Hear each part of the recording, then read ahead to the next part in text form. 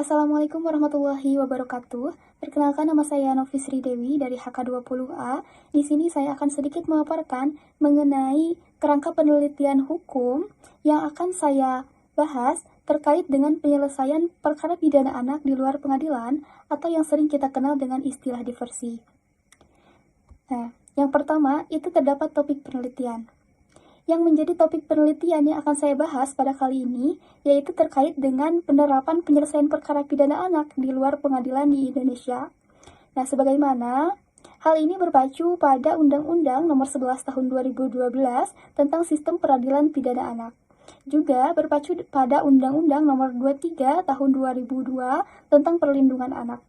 Sebagaimana disebutkan dalam Undang-Undang Nomor 11 Tahun 2012, itu mengatakan bahwa yang disebut anak yang berkonflik dengan hukum itu merupakan anak yang telah berumur 12 tahun tetapi belum berumur 18 tahun yang diduga melakukan tindak pidana. Kemudian yang kedua ada ruang lingkup bidang ilmu.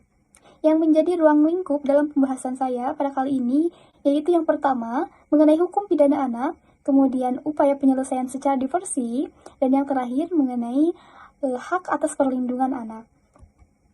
Kemudian selanjutnya ada metode penelitian.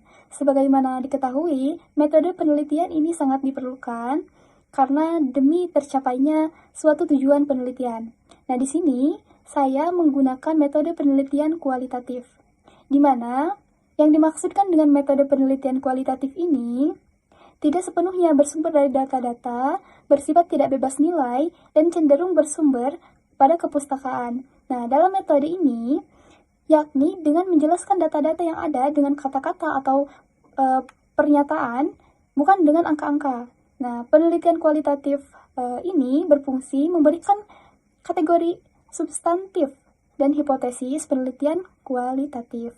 Nah, dalam penelitian ini juga, saya menggunakan sumber data sekunder, di mana sumber data sekunder ini merupakan bahan yang memberikan penjelasan mengenai bahan hukum primer, seperti rancangan undang-undang, hasil-hasil penelitian, atau pendapat para ahli. Nah, selain itu juga, dalam penelitian ini, saya menggunakan 3 pendekatan demi tercapainya suatu tujuan penelitian saya, yaitu yang pertama, saya menggunakan metode pendekatan perundang-undangan, dan yang kedua yaitu pendekatan konseptual, dan yang ketiga menggunakan pendekatan kasus. Selanjutnya terdapat isu hukum, di mana isu hukum yang akan saya bahas pada kali ini terkait dengan kasus pidana anak yang terjadi di Serpong atau Tangerang Selatan pada Minggu 15 Mei 2002. Yang berawal dari edaran video di media sosial yang memperlihatkan seorang anak yang mengalami perundungan atau yang kita kenal dengan bullying, dan anak yang menjadi korban itu atas inisial NZA yang berusia 16 tahun, dan terdapat 9 terduga pelaku yang masih di bawah umur, dan 2 dari mereka itu di bawah 14 tahun. Nah, dalam rekaman video itu juga tampak korban inisial MZA itu dipaksa pelaku untuk menjulurkan lidahnya sambil mendorong-dorong obeng ke perut korban untuk mengancam korban, dan kemudian lidah korban disundut-sundut dengan rokok yang menyala. Nah, berdasarkan kasus tersebut, di mana pihak Polres Tangerang Selatan itu sudah mengupayakan upaya diversi sebagaimana yang diamanatkan dalam Undang-Undang Nomor 11 Tahun 2012 tentang Sistem Peradilan Anak. Namun, upaya diversi itu gagal karena saat proses diversi itu berlangsung, nah, korban dan para terduga pelaku itu tidak dilibatkan, melainkan diwakilkan oleh orang tua dari masing-masing pihak. Orang tua korban sudah maaf-maafan dengan orang tua para pelaku, namun orang tua korban inisial N itu tetap ingin melanjutkan perkara ini ke pengadilan. Maka dari itu, perkara ini lanjut ke proses penyidikan. Nah, itu yang menjadi isu hukum yang akan saya bahas pada kali ini.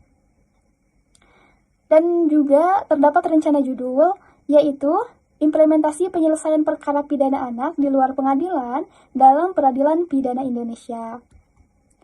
Nah, dan yang menjadi rumusan masalah pada pembahasan saya kali ini, yaitu bagaimana urgensi penerapan penyelesaian perkara pidana anak di luar pengadilan yang terjadi di Indonesia.